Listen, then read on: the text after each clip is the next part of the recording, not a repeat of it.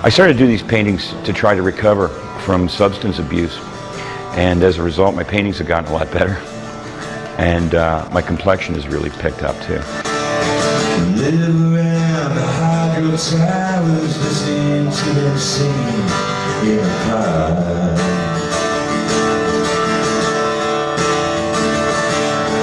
When the clock's too tight and all the radios are blowing in the dark. So what I'm interested in doing is taking my music and my visual art to places where that aren't necessarily bar rooms anymore, where we're going to find people who will be able to see the music in a different environment. We started here at the Chapel Arts in Vancouver. The idea is to go across Canada and throughout the United States in cool little gallery venues and putting on concerts. It's just a matter of time before we get to shine.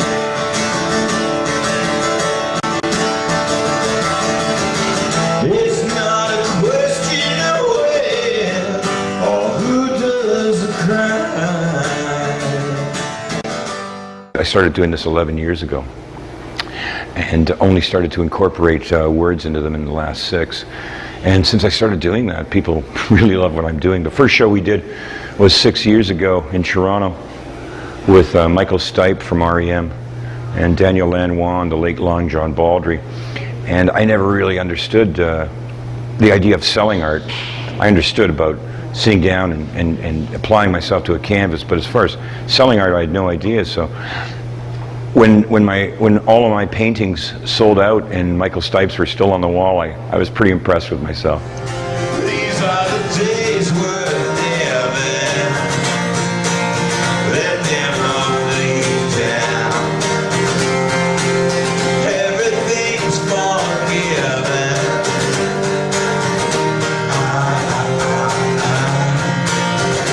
The idea of the image that I paint over and over again is to be an image that can be recognized by a child or by an adult.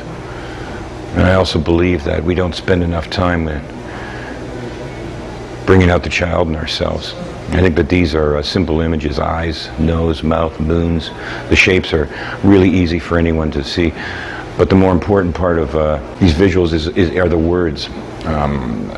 If I don't consider myself an artist, I definitely consider myself a lover of words, and I love the way words are sung and pronounced and used and exchanged amongst people.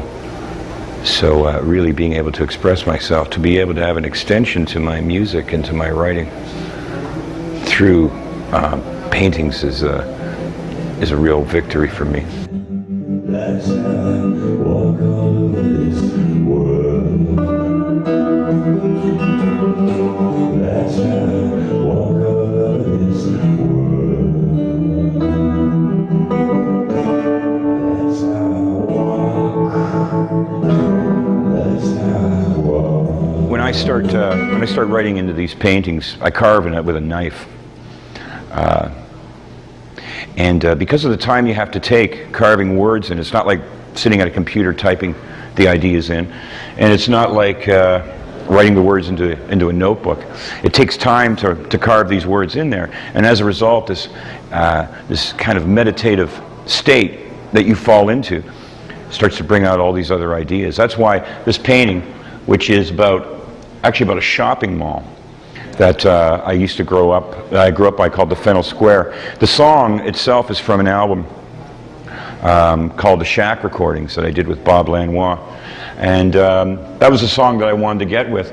But it kind of turned into this whole memory of my mother pushing me over to the liquor store in a baby carriage to go get my father Weiser's Deluxe. That's the kind of thing that kind of digs up, you know. I mean, it's almost like therapy.